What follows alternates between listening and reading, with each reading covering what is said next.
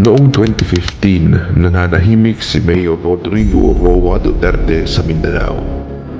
Walang kaplano-planong tumakbong presidente. Hindi ako tatakbo ng presidente.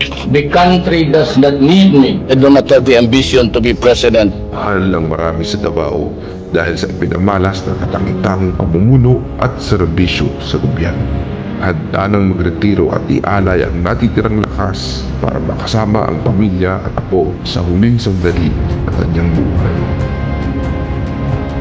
Subalit noong 2016, dala ng matinding pangangailangan ng bayan, tinawag siya ng madla para tumakbo. We need you. We need you to change our country. Tumakbo kayo. Sabay-sabay na tumakbo ang mga taga-suporta ni Davao City Mayor Rodrigo Duterte. Unti-unti lumakas ang panawagan hanggang sa di na ito napigilan.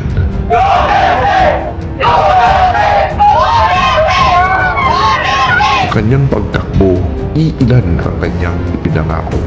Lilinisin niya ang Pilipinas at susupilin niya ang droga. Binalaan niya mga Pilipino na kung siya ay mahalal, marami ang mananagot.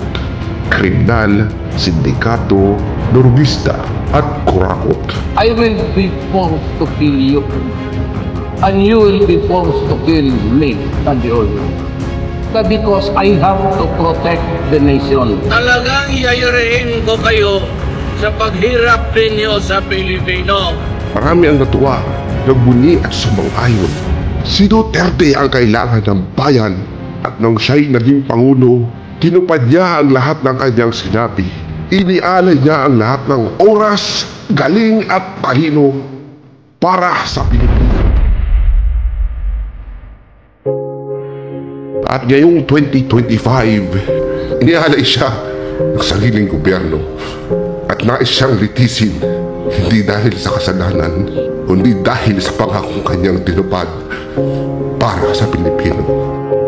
Hihilahin ko yan. Hihilahin ko yan. Ako maniwala ka, hihilahin ko yan. Akin na yung anak ko! Akin na yung anak ko! Rodrigo Roa Duterte. Si Pangulong Duterte ay hindi isang ordinaryong Pilipino o politiko. Siya ay dating presidenteng inihalal, mahal at suportado ng maraming Pilipino. Siya ang buhay na sakisag ng sambayanang Pilipino.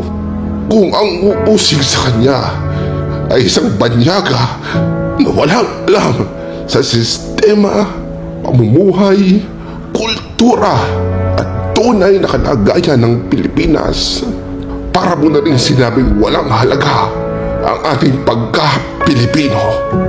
Tanggalin natin sa ating dugo ang kadenang inilagay ng nakaraang mang-usig at mananakop. Kastila, Hapon, Amerikano at ngayon, sariling gobyerno. Kaya kung ikaw ay isang Pilipino, makiisa at isigaw. Iuli ng buhi ang among amahan.